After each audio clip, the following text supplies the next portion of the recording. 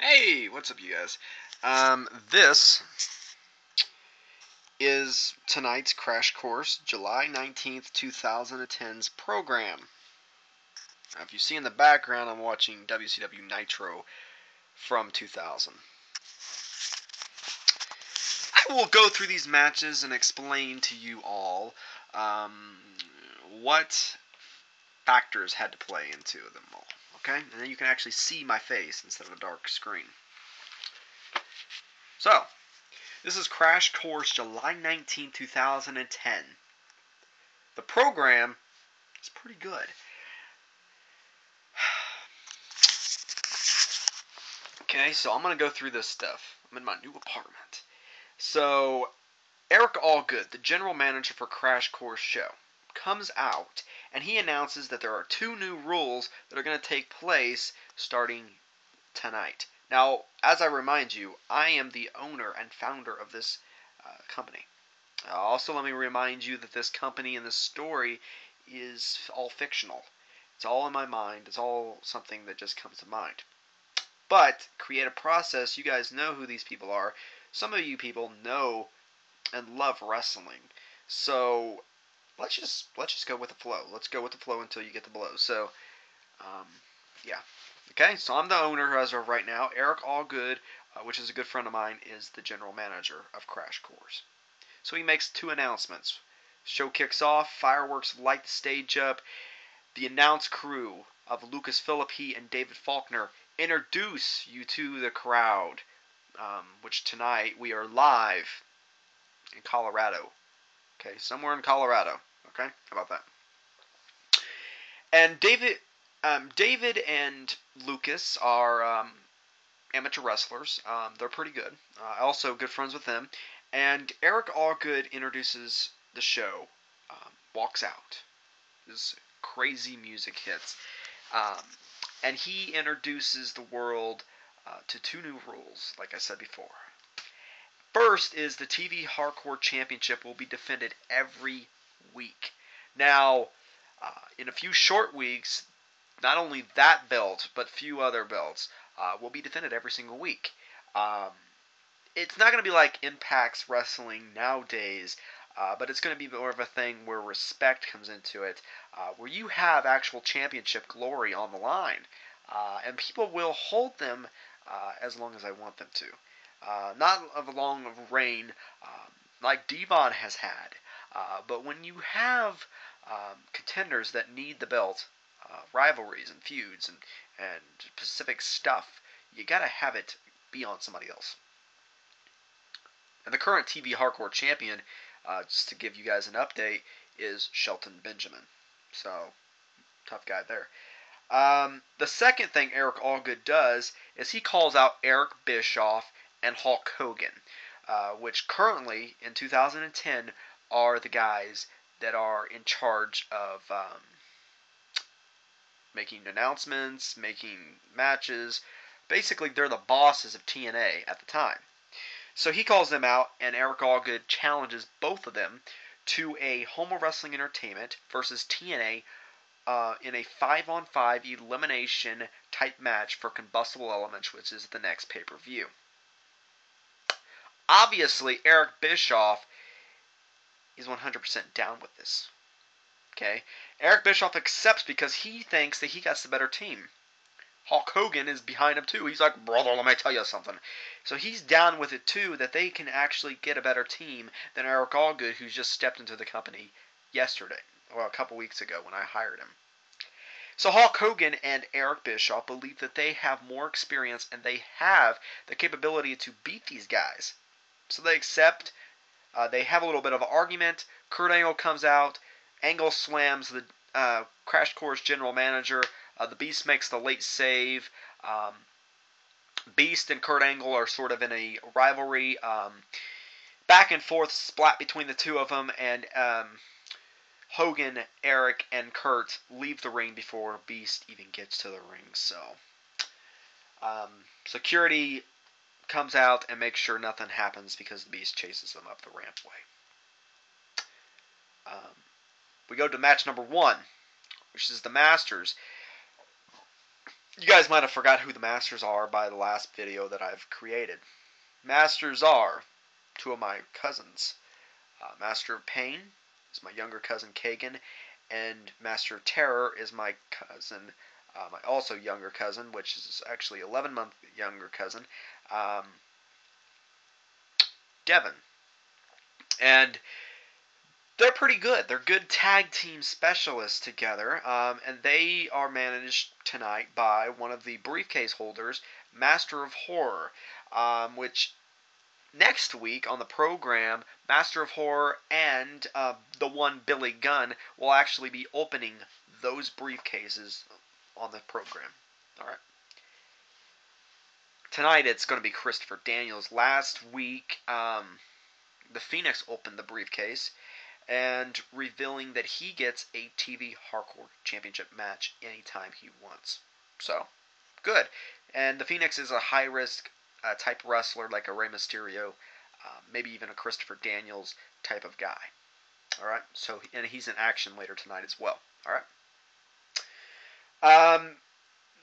Their man, basically, by Master of Horror is a big guy, and the Masters are taking on the Hellraisers. Hellraisers are Richard Shadow and Colin Flood. Colin Flood and Richard Shadow, I both went to school with both the guys. Richard Shadow is a smaller, quicker guy, and Colin Flood's more like he's psychopathical like Kane. He doesn't wear a mask, but he's pretty psychopathical. And they're taking on another team in a triple threat tag team match of Ultimo Dragon and Tajiri. I like the team of Ultimo Dragon and Tajiri. They really are quick, and they both have never ever really teamed up together.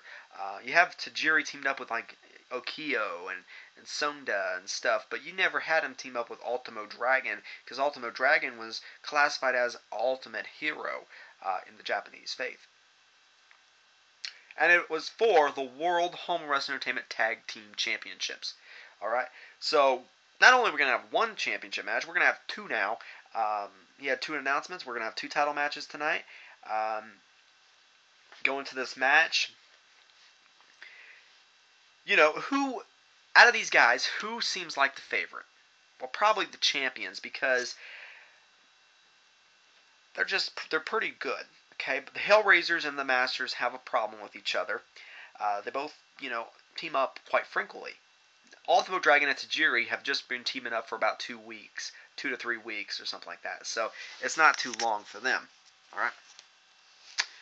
But the team that walks out, the new tag team champions, we have new tag team champions now. Ultimo Dragon and Tajiri walked out the new tag team champions after beating. Okay, so basically I'm going to tell you now how the match ended, alright, to give you a little insight of how the match ended, okay. So, Ultimo Dragon, well, Tajiri missed in Master of Pain's face. Master of Pain turned around, got the, like a super kick straight to the face, a spinning super kick from Ultimo Dragon, got the Dragon Plex, where he flips over and gives him the Plex. It might not be called the Dragonplex. It might be called something else, but that's what I'm going to call it for right now. He takes his head off with the move. 1, 2, 3. Hellraisers attack Ultimo Dragon and Tajiri after the match, make a statement. The funny thing is, Ultimo Dragon and Tajiri fight back and clear the ring. They have to double team Colin Flood, obviously, to get the big guy out of the ring. Go to match number 2, which is the Phoenix versus Christopher Daniels with Big Viscera in his corner. Now, you know who Viscera is, a big 500-pound love machine, or monster, or crippler, or whatever you want to call the guy. But obviously tonight, he did his job very well. The Phoenix and Christopher Daniels put on a very high-risk show. It's probably like a Billy Kidman taking on a Rey Mysterio type match. Or Rey Mysterio taking on a Christopher Daniels type match. Where it was very high risk, and people flew around the ring very frequently, and people like it. People enjoyed it. But the funny thing is, Phoenix drop kicked gave him a front suplex off the top of the top turnbuckle, and the Viscera pushed the Phoenix straight off. Got drop kicked right in the chest. Might even kicked him right in the face. Christopher Daniels connected with the Angel's wings, got a 3 count for the victory, and then Daniels celebrates, but then he has to open his case. So Eric Allgood appears on the Titantron. Appears on that little Titantron. And he announces that tonight, Christopher Daniels will be the briefcase opener. So he opens his briefcase, and, he opens his briefcase, and it reveals that he gets a World Tag Team title shot in the future. So, let me write that down. He gets a World Tag Team title shot in the future. Well, he doesn't say, hey, Vis, let's capture the gold. No, he actually smashes Viscera's head open with the freaking briefcase and beats the hell out of Viscera. Excuse my language, but he beats the hell out of Viscera, leaves Viscera on the ground, and walks out without Viscera. You don't need Viscera. He's good without him by himself. All right. Match number 3, Scott Steiner took on Rikishi. I was thinking about pre-planning matches and stuff. I was well, that match right there is something different. 2 big guys who have not, they may have squared off, but I don't recall those 2 men squaring off ever. So they fought, and Steiner obviously dominated the end of the match, made Rikishi tap out to the Steiner recliner.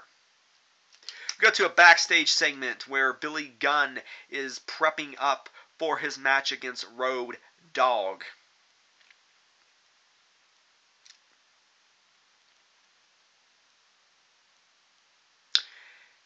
The match really didn't go as well as people thought it would go.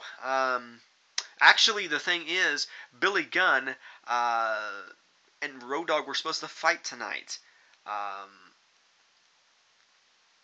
But that's not the way things went, is it? No. Actually, Billy Gunn,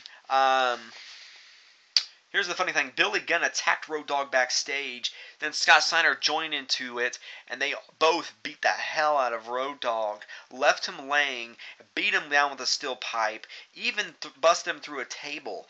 Scott Steiner powerbombed him through a table, left him laying, and then security came, checked him out. General manager Eric Allgood said, hey, what, so we're going to, instead of making this match live tonight, it's going to be live at the pay-per-view in 2 weeks. Combustible Elements, Billy Gunn versus Road Dogg, and the loser will retire from the ring. He will not retire. He can become an announcer. He can become a manager, but he cannot wrestle for a while, man. So he has to retire. That sucks, right? Plus, Billy Gunn has a suitcase.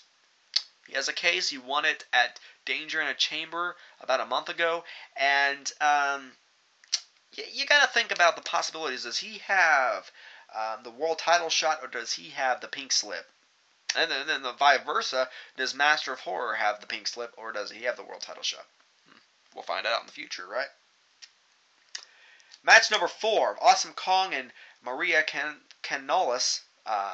Maria took on Mickie James and Tara in a tag team match. Obviously, Mickie James and Tara won.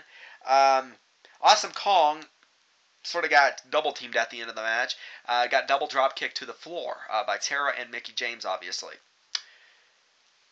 Mickie James hits the Mick kick. Tara lifts her up, gives her the Widow Peak to good old Maria. Gets a 3 count. Awesome Kong does not like losing, so she attacks Maria. Gives her 3 to 2 awesome bombs. So how about 2 to 3 awesome bombs? Lives her laying. And Awesome Kong then gets in a fight with Tara. Tara clears the ring, and then basically Tara and Awesome Kong have a stare down to end the segment. Go to match number 5, which is a first time ever. I hope it's a first time ever. I know. Never heard this match ever happen before, but it would be very interesting to see what would happen. Shelton Benjamin has to defend his TV Hardcore Championship, right? We got a top locker room requesting backstage. We got a lot of great guys, a lot of top guys backstage. But what is going to happen when, Shelton Benjamin has to defend his belt? So Shelton Benjamin's walking backstage to go to the ring and defend his belt. And Eric Allgood walks up to him and says, "Hey, man, I got attacked earlier tonight. I didn't have really enough time to think about who your opponent should be or could be tonight. So how about this? You pick out anybody on the locker room that you would like to see fight tonight. It could be Booker T. It could be one of the Nasty Boys. It could even be Diamond Dallas Page." Well, Shelton Benjamin looks back at him and he says, "I am here for many reasons, but one reason tonight I am going to face Diamond Dallas Page one-on-one for my TV Hardcore Championship, and I'm going to prove to the world why I am going to be a future World Heavyweight Champion." Shelton Benjamin goes on to defeat Diamond Dallas Page in a hardcore match to retain his TV Hardcore Championship in a dream match, as some might say. I say it is. I say it was good. Match number 6 was Batista versus Rhino in a street fight. That's what it was originally. Okay.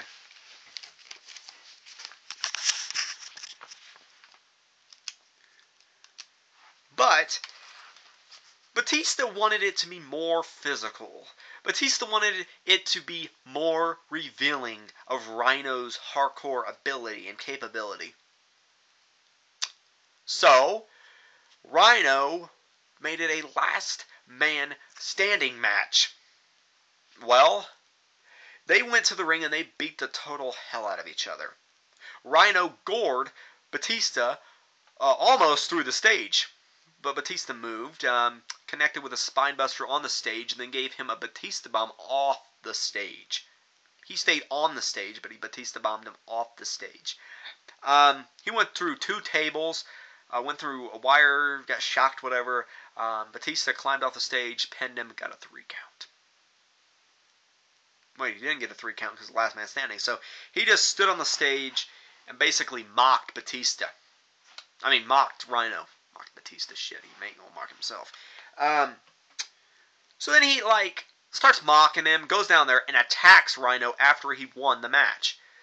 Now, the guy that actually got put out by Batista, which I just gave the answer if you were paying attention, Goldberg comes out and, attacks Batista out of nowhere, man. Batista runs off and he's like, "What the heck, you shouldn't attack me like that." And Goldberg says, "You're next," and people just erupted. You go to the main event, which was Kurt Angle get to choose the match. Him and a little Eric Allgood sort of made a little agreement that if he gets to pick the match, and then he won't interfere next week or whatever. So the Beast and Big Bear took on Booker T and the Nasty Boys in a 2-on-3 handicap match.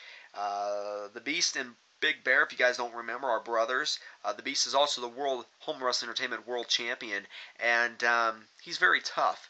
His brother is about 7'3", around 430 pounds. He's around 365 pounds, and they're very tough brothers. Obviously, you know who Booker T is, multi-time world champion. Nasty Boys, tough too. They fought and they fought and they fought, but the Beast and Big Bear actually came out victorious. After the match, Kurt Angle attacked the Beast. Big Bear tried to make the save, got kicked in the guts, got low blowed. Then he got Angle slammed. The Beast then saved his brother and just cleared ring. And then there was a stare down between the Beast and Kurt Angle. So that's the show for that night. We got about a few seconds on the clock left. yeah, watch this video. Watch all my other videos or whatever. There's not many. Yeah. In a few weeks, I'm actually going to do updates weeks. I'm not actually going to do the whole program. I'm just going to do like, uh, you know, a thing for the update. It's not going to be like 20 minutes like this one is, or 21 minutes. It's going to basically be just like what happened that week and what happened this week. It might be like a 10-minute thing or 6-minute or whatever. But it's just going to be the important things that happened that week, starting in 2 weeks. So I'm still going to do next week's program, which is probably going to be done just a few minutes after this one's done. So, yeah. Take it easy. Comment. Subscribe. Whatever you want to do. Do what you want to do and dream what you want to dream. Because in the end, you're the one that has to put up with it. So anyways, have a nice night, day, midday, whatever the situation might be. It's 21 minutes, so I'm out of here. You take it easy.